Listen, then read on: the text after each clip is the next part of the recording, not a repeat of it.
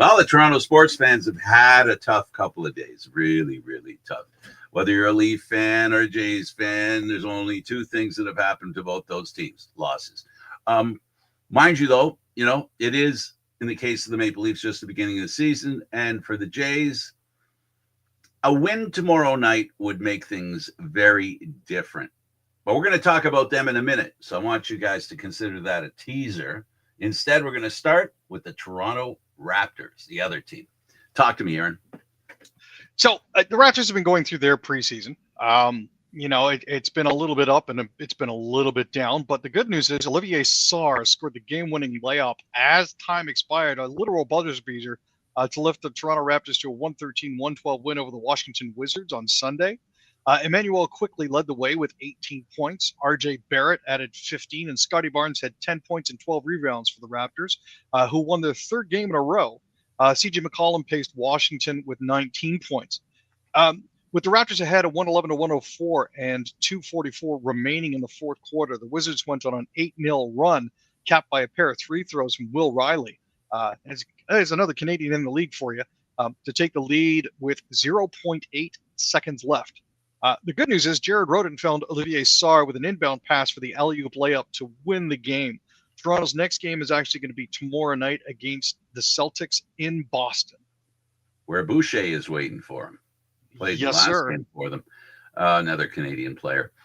Yeah, so the Raps, well, they're only exhibition games, all right? So you don't get too excited unless you're a team that's trying to improve and learn to win. So these wins are good for a team in the Raptors' position, where the confidence to being able to win means a lot. The same thing can be true for the Toronto Blue Jays. Winning is a good thing. Well, so unfortunately for the Jays, they lose 2 against the Seattle Mariners, a team that has their number. Their expansion cousins. The thing of it is that as much as the Seattle Mariners have the Blue Jays by the collar, the Blue Jays have 2 World Series. The Seattle Mariners have none. So you could say hunger could be on their side. There's a little bit of hunger on their side. There's also the fact that the Blue Jays beat them during the season series 4-2. They swept them the last time they played them. Yeah, so they did. Now they need to sweep them 3 games. Yeah, they need to make sure that they take those 3 in Seattle before they come back to Toronto for the last 2, where we only need to win 1 of them at that point. Absolutely. But in reality, we want to see them win 1 game, the next game. We'll worry about the other 2 after they win this one. Well, Big Dumper got a hold of all of that shot, and that's basically what propelled them to the win. The 2-0 win.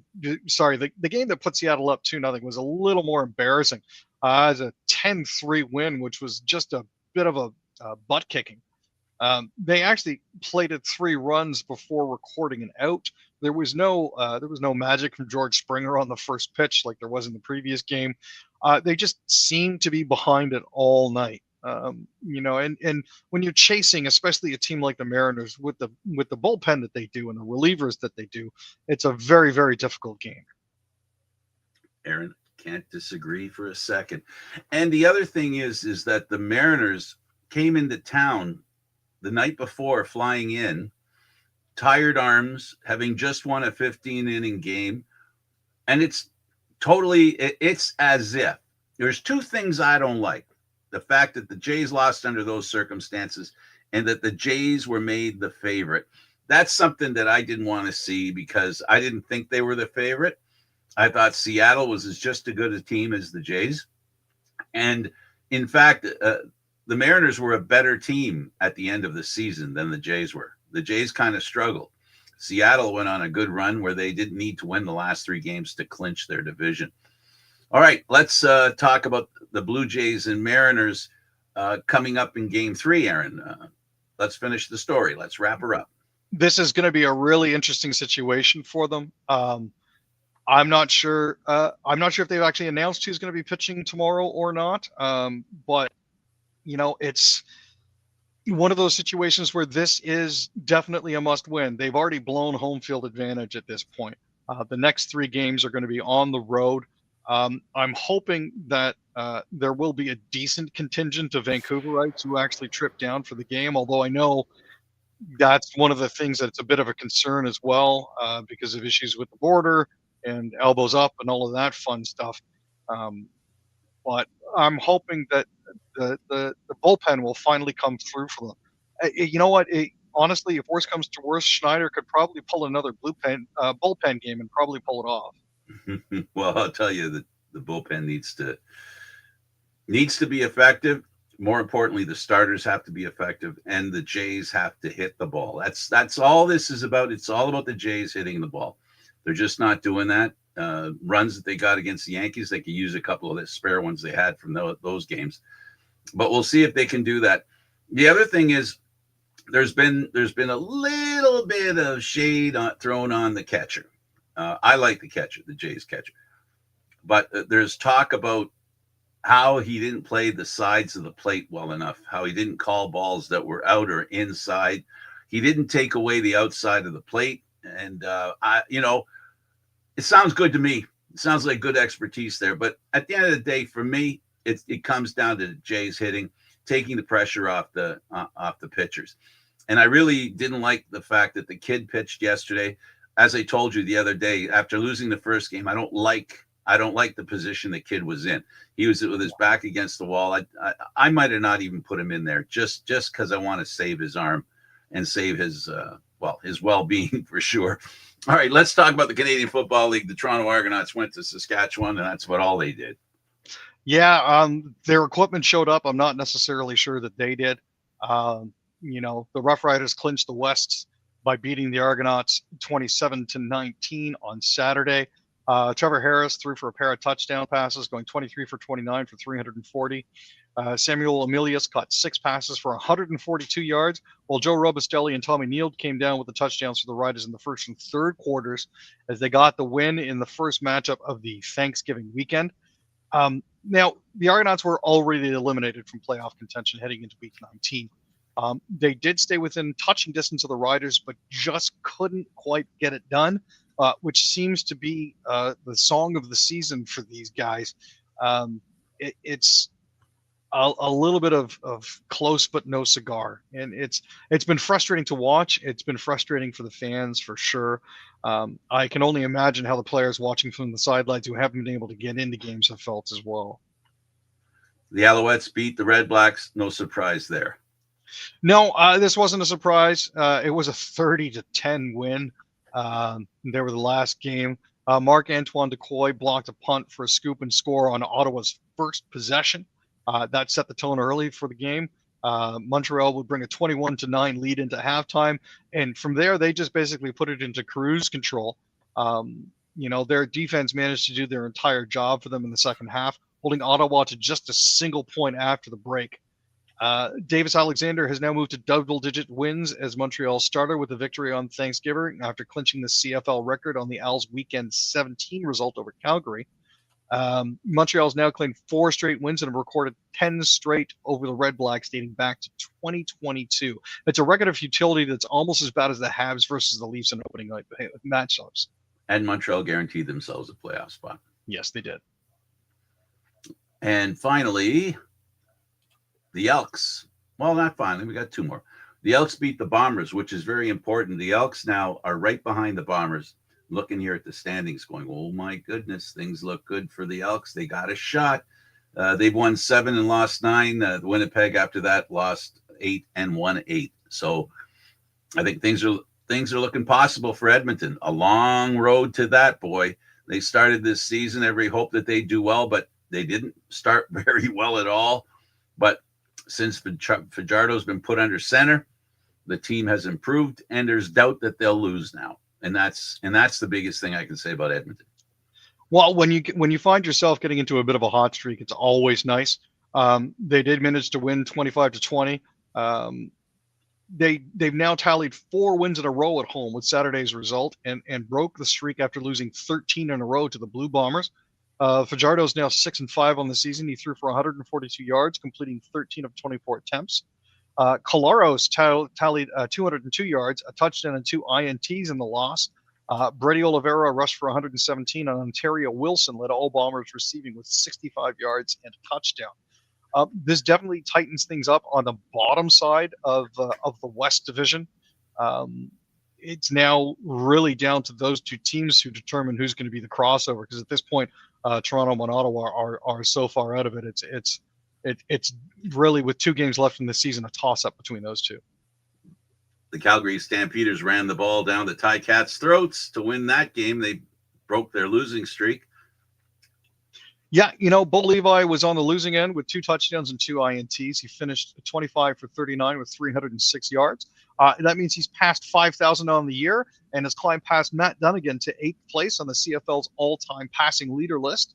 Dedrick Mills has reclaimed his spot as the CFL's leading rusher.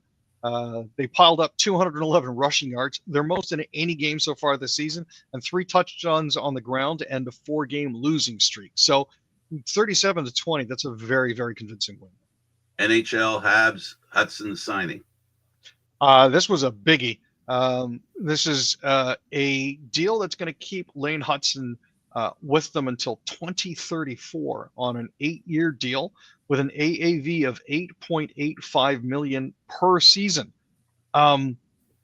This is one of those. This is right after his Rookie of the Year campaign, coming off his ELC. It's a perplexing move to me for a lot of reasons. But the other good thing about this, at least for Montreal, is the fact that by the time his contract comes due, he's going to be making peanuts against the cap. So I can see the benefit there, but at the same time, it's a lot of money up front for this kid. Let's see. He could be a number 1 defenseman on a team that has 3 really good defensemen. And they're getting him for under 9. They're getting him for 8.5. 8.5. 8.5. Aaron, we've got a couple of elite players that were looking for 11 and 12 and 9 and 11. And that's 4 or 5 years ago. So I'm not sure this is a bad contract. I think it's a good contract. I think it will age well. I think it'll age really well. The most important thing that I think comes out of this contract is the guarantee that this guy is a key fixture on their back end. This guy is their power play. He is their power play. And this guy wasn't drafted in the first round. So, this is a pick they made that really, really worked out for them. Let's talk about the Hawks and them allowing a game-winning goal with 15 seconds left to the Habs. Yeah, it was Uri Slafkovsky's redirection of a point shot that beat Spencer Knight. Chicago's 2 goals were positive in the fact that 2 young core pieces scored them. The first was the first of the career of defenseman Sam Rinzel. Frankie Nazar won a face-up back to Teuvo Teravainen, who tapped it to Rinzel with an open lane, and he didn't miss. Chicago's second goal was a Frank Nazar shot on the power play that deflected into the net off Connor Bedard. Now, those 2 are forming decent chemistry with the man advantage, so that's a positive sign for them. The unfortunate thing is, because they got scrambly so late, it's really unfortunate. The Hawks got a little bit frantic in the final minute of the game, and it came to bite them in the butt. Now, this is going to obviously level itself out with a little more experience, but it's a good learning experience for them, if not necessarily the most happy one. It's better to learn by doing things right. The Senators, my goodness, they lose to the Predators. Yeah, they not only did they lose to the Predators, they also managed to lose Tkachuk in the process after a cross-check from behind that wasn't called. Unfortunately, Tkachuk fell awkwardly into the boards and missed most of the second and the third period. One of those non-contact contacts. Yeah, you're not supposed to hit a guy that doesn't have the puck. No, exactly. And you could argue it was while they were jockeying for position around the front of the net, but at the same time, stuff like that has got to be called. They're currently saying it is potentially a broken wrist, which means he's going to be out long term, which is not going to be good. Having that 4-1 loss come on the heels of getting dumped 6-2 by Florida is an issue, especially when the Panthers went 3 for 5 on the power play. Ekblad, Lundell, and Marchand led the way for Florida with a goal and an assist each. Now, Shane Pinto had another 2-goal game, but Sergei Bobrovsky was one of the major differences, outdueling Linus Ullmark. Ottawa outshot Florida 28-27, but it didn't work out for them. Not a happy ending. Absolutely. Let's talk about the Jets. Scheifele scores, tying, winning goals. Yeah, he's tying and the winning goals. He got 2 of them. He's keeping his streak alive. Alex Iafallo also scored for Winnipeg. Adrian Kempe and Mikey Anderson responded for Los Angeles. Connor Hollaback made 29 saves for Winnipeg, while Darcy Kemper stopped 25 shots for LA. The Kings took a 2-1 lead midway through the middle frame. Kempe finished off a pretty three-way passing play with Kopitar and Kuzmenko. Anderson nodded the score at 1-1 just 50 seconds into the second period. His screenshot from the point got by Hellebuck, Drew Doughty, and Kempe assisted. At the end of the day, the Jets dominated play, outshooting LA 14-8 in the first period and scoring the only goal. After struggling through most of the second, they came back to life in the third. The Kings dominated Winnipeg in the second, outscoring the Jets 2-1, but with Scheifele tying the score 2-2 just after killing off a penalty late in the second period to help rejuvenate the Jets, his goal at the end really sealed it for them. And on Monday, the Jets, Scheifele scored an empty netter in a 5-2 win. Yeah, and again, this is one of those things where, it was back and forth. But at the end of the day, with goals by Morgan Barron and Nito Niederreiter in the first period, unfortunately, New York wasn't able to catch up. They were down 4-2 by the end of the second, and then Scheifele's empty netter at 17:35 of the third period just put the nail in the coffin. Absolutely. Let's talk about the Jets. The Flames, who were beaten by the Blues. Yeah, they were hoping for a nice result. The Saddle Dome was absolutely electric. I caught some of the footage, and it was really good to see. The Flames, unfortunately, are now 1-2 on the season, and this is actually just their second home opening loss in nearly a decade. They're now 7-1-1 in their last 9. Coronado played really well. He's actually starting to look like the guy. He scored both of the Flames goals on Saturday. They got a power play marker midway through the opening frame. They beat Hofer clean off the rush with a textbook wrist shot. He's not only getting chances, he's finishing them now. Zane Parekh showed some flashes of brilliance as well. And Dustin Wolf, who they took a big gamble on with that recent contract, has started to look more and more like he's their guy. Absolutely. What about those Oilers and Kinnunen and the Knuckleheads? Yeah, Edmonton got to host the Canucks in their second game of the season and their final home game before heading out on their first road trip. After losing to the Flames on Friday, they definitely needed to put in a solid performance. They did that. Calvin Pickard was solid in goal. He only faced 15 shots, but on the other end of it, the Oilers put 37 on goal against the Canucks. Demko was just unable to keep up with it. There was just so much rubber coming at him that there was no way he was going to be able to face it down. What happened to the Leafs on Saturday? They didn't show up. Well, at least not for the second period. Lucas Raymond scored twice, including the 100th goal of his career. Now, that goal, his 100th goal, actually snapped a 3-3 tie at 6:45 of the third period. He scored on a slap shot off a pass from Patrick Kane, who seems to be having a bit of a rejuvenation. Cam Talbot made 20 saves and also had an assist on Edvinson's empty netter. Nicholas Roy, Calle Yarncroke, and Max Domi had Toronto's goals, and Anthony Stolarz made 29 saves. There is a bit of a trend here where either the Leafs are badly outshooting their opponents or they're getting badly outshot, and they're still not managing to score goals. It's a mid-season trend that they're already well into, and it's only the third game of the season. How about Monday?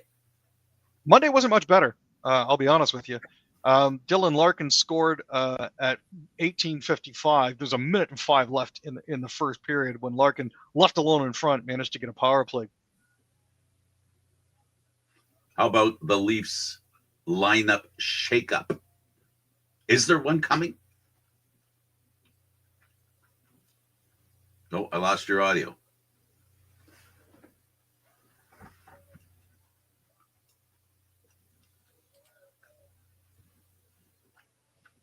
Sorry about that, Frank. Is that you? I I'm back. thought. Go ahead. You know, they put Easton Cowan up on the first line. They've moved Matthias Michelli back with Tavares and Nylander.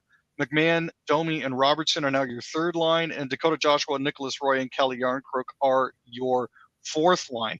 Yarncrook's been a surprise so far this season. He's got 3 goals. It's one of those things you don't necessarily expect out of him. I'm just very happy to see that. So 3 goals, 1 assist for 4 points so far, averaging 13.37 a night. That's a very nice surprise.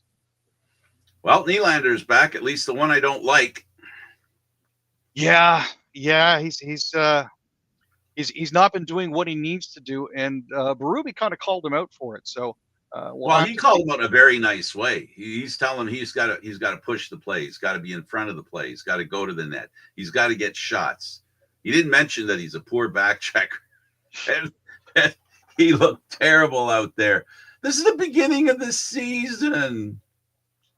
Sometimes players need to be reminded of what they need to do. You know, it's just one of those things that happens. You shouldn't have to pay him that much money if you need to do that. Yeah, that's the reason why they pay Berube as much as they do. It is what it is. What it is, I guess. Well, listen. Tonight the Leafs play. Tomorrow the Jays play. However both games work out, Toronto fans, just keep something in mind. You can't win them all. And if you're a Leaf fan, you can't win too many. So maybe they'll win one. I don't know. I got to say, I'm personally bitter about both teams. The last couple of days have been shameful. To be a fan of the Jays and the Leafs has been really hard. And listen, let me be clear about something. This is not a personal attack against either team. It's the way they played. It's what they've given for signing the paycheck. It's what they've given for their own. Well, the Jays. This one's for the Jays. For their own glory, they're somehow coming up short. No one can say though that they're not trying. They're running as hard as they can. They're making the catches they need try to make. They're doing a great job in trying, and they look like they're making an effort. But the fact remains, sometimes execution's more important than effort. Even when I criticize Nylander, if the rest of the game he was getting shots on goal and he had 3 goals, you would look at that play and say, what a guy. Jeez, I hate when he does that. But those 3 goals he got were pretty good. But there isn't that part of the equation. He can't afford to play that way defensively. I talk about this all the time, and I'm sure you're tired of me saying it, Aaron. But you got to make it harder for the other team to score than you make it for them. That's all there is to it. And the goaltender, you hope, can do the rest. So here's, I think, the thing that surprised me the most about all of this, Frank, is when it comes to the number of shots that the Leafs had, they did outshoot them 40 to 15. Yeah. But do you want to know who had almost half of the Leafs shots? Austin Matthews. He had 8. Yeah, and that's the frustration with him, with having 8 shots and not finding the net. I think he's got to practice. I think he's got to practice with the the goaltender like the kids use. Well, the shooter to shoot where the goaltender isn't. To shoot where the goaltender isn't. I don't know. He's got 4 goals on 43 shots. He's shooting under 10%. This is not normal. You have to think eventually at some point he's going to regress to the mean. Tavares is shooting at just over 5%. He's got 1 goal on 19 shots. None of this is normal right now, and I'm not sure what it is that they're missing. Aaron, the one thing that hasn't changed after all the years is that the key players are not carrying the team, and they have to. They have to. The good players, the guys they depend on, their leaders need to score. That's what's got to happen. And now, if they're playing perfect defense, in other words, there's no minuses beside their name, then it gets a little okay. But when they're getting the minuses and they're not getting the pluses, they got to get their cookies, and they're not doing it right now. And hopefully for Leaf fans' sake, they'll see a Matthews that executes and gets those goals, that he is at least trying. Again, I go back to what I said before. It's not that they're not trying. They're just not executing. And that goes for both Toronto teams. In fact, they could take some lessons from the NBA's Raptors, another Toronto team. So winning is possible. Give it a chance. You might like it. The issue here is a lack of finish, and that's something that needs to get solved very quickly. Otherwise, this season is going to go south in a hurry. I know we're only 3 games in. I know we're only going into the 4th game, but that's 5% of the season already. So. Well, you know that how many times we talk about an end of the season for teams that had a slow start and find themselves chasing their tails sometimes. It is what it is. Aaron, thanks for doing this. Not a problem, Frank. Don't forget, folks, YouTube, Candid Frank Sanishi, 1030. Thanks for watching, everybody. Really appreciate you watching. Enjoy the hockey tonight, the baseball tomorrow, and after tomorrow, and after tomorrow. I hope by the time we see you again on, I guess it'll be Friday, I hope the Jays have 2 wins. We'll see. Let's hope. Would be nice.